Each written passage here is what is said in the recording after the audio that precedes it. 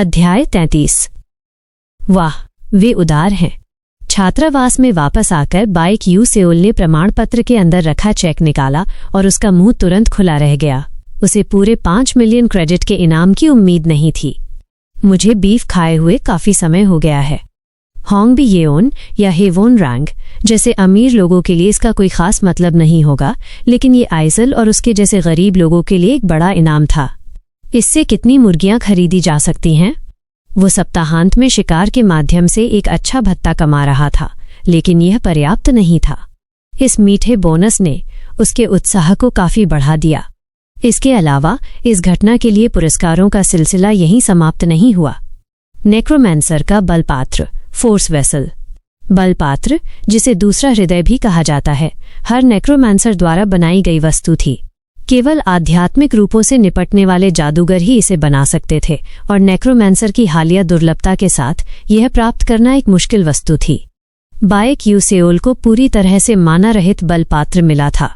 उसने इसे देने के लिए मांग करने की योजना बनाई थी, भले ही उन्होंने उसे न दिया हो। लड़ाई में भाग लेने वाले 12 अन्य छात्र उसे पुरस्कारों का सबसे बड़ा हिस्सा देने के लिए सबसे अधिक इच्छुक थे। उसने पाया कि ये अनावश्यक था, इसलिए लूट उनके बीच वितरित की गई थी। यह मेरे लिए काफी है। इस दुनिया में सबसे महत्वपूर्ण बात यह थी कि वस्तुओं को कैसे ले जाया जाए। बाइक यू सेओल ने भविष्य में कई वस्तुओं को सुसज्जित करने की योजना बनाई थी, और वो बोझ से दबने का जोखिम नहीं उठा सकता था। इसलिए उसने इस बलपात्र के साथ एक उप अंतरिक्ष बनाने का इरादा किया। हालांकि उसके पास वर्तमान में सामग्री और प्रौद्योगिकी की कमी थी, निकट भविष्य में अल्टेरिशा की क्षमताओं के साथ ये संभव से अधिक होगा। बेशक इसे हासिल करने के लिए उसे अंततः अनसुलझी समस्या को हल करना होगा। मैं जल्द ही उससे निपट लूंगा। इसके बाद यह सिस्टम से प्राप्त इनाम था। एपिसोड 4 नेक्रोमैंसर का हमला पूरा हो गया है। आपने बड़ी मात्रा में अनुभव प्राप्त किया है। कहानी के आपके अद्वितीय विकास के कारण कॉन्स्टेलेशन प्रोजेक्ट अतिरिक्त पुरस्कारों का वादा करता है। खेल में मा यू सेओंग ने अकेले दम पर नेक्रोमैंसर के सभी कंकाल सैनिकों को हराया था। सैनिकों को नष्ट करने के बाद उसने अकेले ही मुख्य शरीर को भी नीचे गिरा दिया। बाइक यू सेओल ने ऐसा नहीं किया था। इसके बजाय उसने कम से कम नुकसान के साथ नेक्रोमैंसर को पीछे हटाने के लिए उपस्थित अन्य छात्रों के साथ मिलकर काम किया था। यह उसके अपने मानकों से भी काफी बड़ी उपलब्धि थी। यह आश्चर्य की बात नहीं है कि नक्षत्र या जो भी हो वो अतिरिक्त पुरस्कार दे रहा है। पुरस्कारों की सूची। 1. खेल में उपयोग की गई वस्तु का डाउनग्रेड किया गया संस्करण। 2. खेल में अर्जित कौशल का डाउनग्रेड किया गया संस्करण। 3. EXP। फिर से वही पुरस्कार। वह शिकायत नहीं कर रहा था। उसे अपनी ताकत की कमी का एहसास होने लगा था, इसलिए ये पुरस्कार वही थे जिनकी उसे जरूरत थी। मुझे क्या लेना चाहिए? भले ही उसने डाउनग्रेड की गई वस्तुओं या कौशल को चुना हो, वे अंततः अपनी मूल शक्ति को पुनः प्राप्त कर लेंगे, क्योंकि वह अधिक एपिसोड साफ करेगा और कथा शक्ति जमा करेगा। हालांकि इसमें बहुत अधिक समय लगेगा। सबसे महत्वपूर्ण बात, उसने अभी अभी महसूस किया था कि वो कितना कमजोर था। अगर वह विशेष रूप से समय पर निर्भर रहता है तो बहुत देर हो जाएगी। उसे अभी ताकत चाहिए। मैं बहुत कमजोर हूं। नेक्रोमैंसर से निपटने के दौरान उसे ये एक बात नए सिरे से महसूस हुई। वो एक नेक्रोमैंसर था जो जबरदस्ती 6 कुलीन कंकालों को बुलाने से थक गया था। अगर उस समय होंग बी येओन या आइजल होते तो वे लड़ाई को इतनी देर तक नहीं खींचते। क्या होगा अगर वो मा यू सेओंग होता?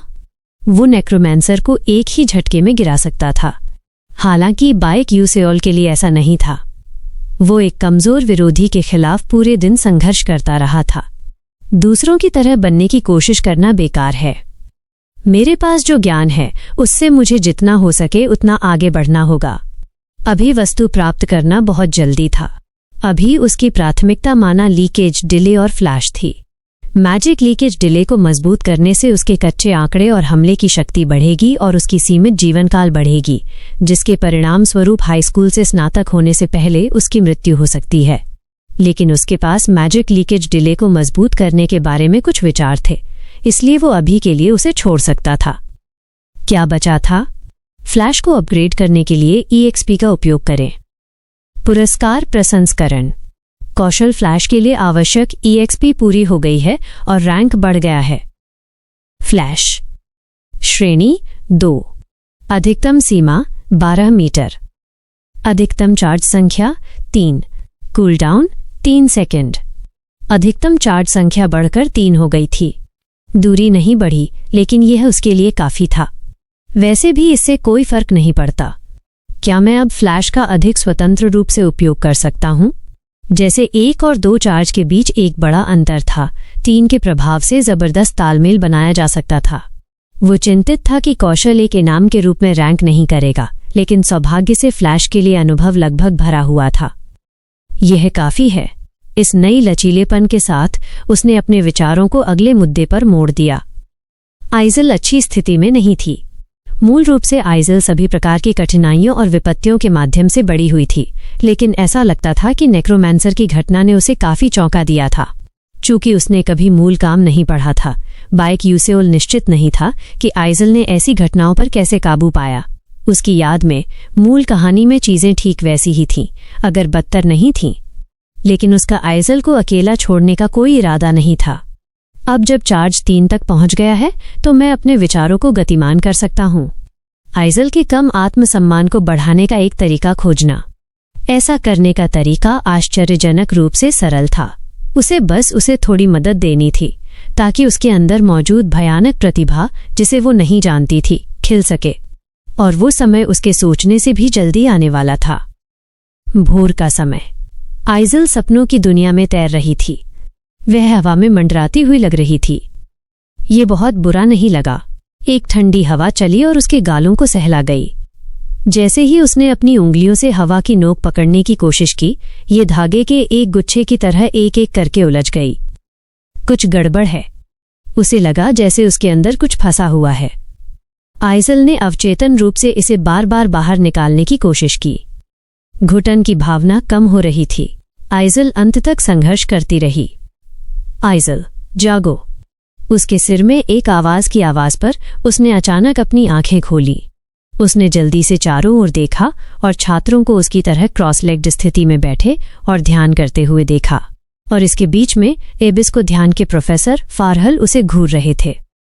आह, क्या मैं सो गई? चूंकि ध्यान का विषय सुबह शुरू होता था, कभी कभी वो इस तरह से ऊँघ जाती थी। हालांकि प्रोफेसर अक्सर टिप्पणी करते थे कि ध्यान कभी सोने के बारे में नहीं होता। एक पारभासी तितली आइजल के कान से गुजरी, प्रोफेसर फारहल की आवाज को व्यक्त करती हुई। छात्र आइजल, तुम ध्यान के दौरान जादू का उपयोग कैसे कर सकती हो? यह कहकर उसने अपनी आंखें ऊपर उठाईं। वास्तव में एक अकेली बर्फ की छड़ी हवा में मंडरा रही थी, उससे ज्यादा दूर नहीं। उसने बिना जाने भी जादू कर दिया। ओह, कब? ये पहली बार था जब उसने इस तरह की किसी चीज को देखा था। इसके अलावा ये और भी अजीब था कि अन्य छात्रों ने इसे पहली जगह में नोटिस नहीं किया। आइजल, प्रोफेसर फारहल ने अपने परिचित के माध्यम से आग्रह किया, अगर मैं जाग नहीं जाता और इसे खोज नहीं लेता तो हम बड़ी मुसीबत में होते। चलो, जादू को रद्द करो। उन शब्दों पर एसल ने जल्दी से जादू को रद्द कर दिया। अचानक उसे प्रोफेसर के शब्दों के पीछे का निहितार्थ महसूस हुआ। प्रोफेसर को भी नहीं पता था कि मैं जादू कर रही थी। जादूगर माना की हल्की लहर पर भी संवेदनशील रूप से प्रतिक्रिया करेंगे। सबसे पहले जादू का घेरा बनाते समय हमेशा एक जोरदार हंगामा होता था। किसी कारण से उसके शरीर में रोंगटे खड़े हो गए।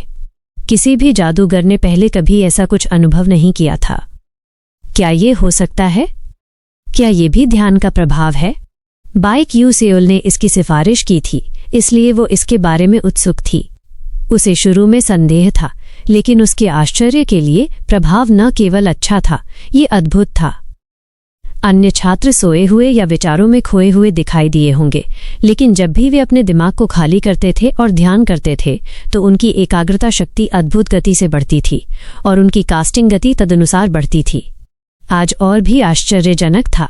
उसने बस जादू की कल्पना की और जादू के सूत्र की गणना भी नहीं की, फिर भी परिणाम एक संपूर्ण जादू का घेरा था। इस मामले में ये संभव था क्योंकि उसे विचाराधीन जादू कौशल की सही समझ थी और वो केवल सरल वर्ग एक जादू का उपयोग कर रही थी। लेकिन अद्भुत, नहीं, ये सिर्फ अद्भुत नहीं था, ये अभूतपूर्व था। जादू तेजी से प्रगति करता था। यदि कोई सुबह से शाम तक एक डेस्क के बगल में नहीं बैठता था और जादू के सूत्रों को याद करता था। अगर उसने सामान्य रूप से अध्ययन किया होता तो क्या वो इस स्तर की उपलब्धि को देख पाती? नहीं, ये बिल्कुल असंभव था। अध्ययन के माध्यम से विकास की एक सीमा थी। अचानक उसे बाइक यूसेओल याद आया, जिसने इस विषय की सिफारिश की थी। क्या ये हो सकता है कि वो इस तथ्य को जानता था और ध्यान की सिफारिश की थी? लेकिन क्या वो नहीं मानता था कि लड़ने का प्राचीन तरीका बेहतर था? मुझे नहीं पता। आइजल का दिमाग अस्त व्यस्त था और वो अब ध्यान पर भी ध्यान केंद्रित नहीं कर सकती थी। Ding dong. जब व्याख्यान समाप्त हुआ तो छात्र समूहों में बाहर निकल गए। आइजल अकेली थी। तुम दोपहर के भोजन के लिए क्या चाहती हो? मैंने सुना है कि आज एक नया लंच मेनू आ रहा है। चीज़केक और बहुत सारी लाल सॉस के साथ पास्ता। मुझे भी वही चाहिए। चलो चलें। दोपहर के भोजन का समय। आइजल लंच रूम की ओर नहीं गई। उसने पाया कि मेनू पैसे के लिए मूल्य प्रदान नहीं करता था। साथ ही वो बहुत गरीब थी। दूसरी ओर कैंटीन सस्ती और कम खर्चीली थी। उसका पसंदीदा भोजन मिनी कप नूडल्स था, जिसकी कीमत केवल 990 क्रेडिट थी। कभी कभी जब वो उदास या खुश महसूस करती थी तो वो खुद को लालबीन बंस का इलाज करती थी, जिसकी कीमत 1200 क्रेडिट थी। आज सामान्य से बेहतर दिन था। उसने अपने मोटे पर्स को सहलाया और उसके गाल लाल हो गए। 5 मिलियन क्रेडिट। स्कूल के कुछ छात्रों के लिए यह शायद एक भोजन की कीमत थी, लेकिन ये उसके लिए एक बहुत ही कीमती और विश्वसनीय राशि थी। आइजल विश्वास नहीं कर सकी कि वह 5 मिलियन क्रेडिट पकड़े हुए थी। उसे वे दिन याद आए जब वो अपनी प्रवेश शुल्क का भुगतान करने के लिए मकई के डंठल चुनते समय भूखी रहती थी। कम से कम उसे अब भोजन की लागत के बारे में चिंता करने की जरूरत नहीं थी। उस कारण से उसका एक बहुत ही खास लंच होगा। जैसे ही वो स्टोर के जमे हुए अनुभाग में थोड़ी देर के लिए रुकी, आइजल को वो मिल गया जो वो बस खाना चाहती थी। लाल बीन क्रीम बन।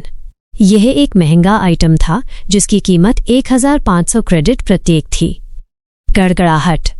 उसने इसे पकड़ा और काउंटर पर रखने की कोशिश करते ही उसका हाथ कांप गया। उसने अपने कांपते हुए हाथ को दूसरे से सहारा दिया और खुद को एक त्वरित गणना करने के लिए मजबूर करने के बाद वो जल्दी से एक बाहरी मेज पर निकली और लपेटने वाले कागज को फाड़ दिया। मुझे इस तरह की फिजूल खर्ची का अनुभव किए हुए कितना समय हो गया है? आइजल ने अपनी लार निगल ली और अपना मुंह चौड़ा खोलने वाली थी, लेकिन अचानक कोई उसके दिमाग में आया। अपने ध्यान से एक सफलता हासिल करने में सक्षम होने से लेकर एक नेक्रोमांसर के बुरे चंगुल से बचने तक, पहले वर्ष के छात्र के रूप में एक काले दानव को हराने और पुरस्कार राशि के रूप में 5 मिलियन क्रेडिट प्राप्त करने तक, ये सब बाइक यूसेओल की वजह से था। उस विचार के साथ उसने खुद को रोकना बंद कर दिया। उसने रोटी का एक बड़ा टुकड़ा अपने मुंह में लिया। एक पल में सारी चिंता गायब हो गई। ये मीठा है। उसने मलाईदार पेस्ट के साथ मीठी लालबीन को मिलाया और खुशी की भावना तुरंत दोगुनी हो गई। मुझे दोपहर में भी अपना सर्वश्रेष्ठ करना होगा। लगभग सैन्य दक्षता के साथ लालबीन बन खाने के बाद वो जोर से खड़ी हुई और खुद को खींचा। अचानक उसके बगल से एक आवाज आई। तुम कैसी हो आइजल? आइजल ने आश्चर्य में अपनी जम्हाई दबाई और पीछे कूद गई। क्या हुआ?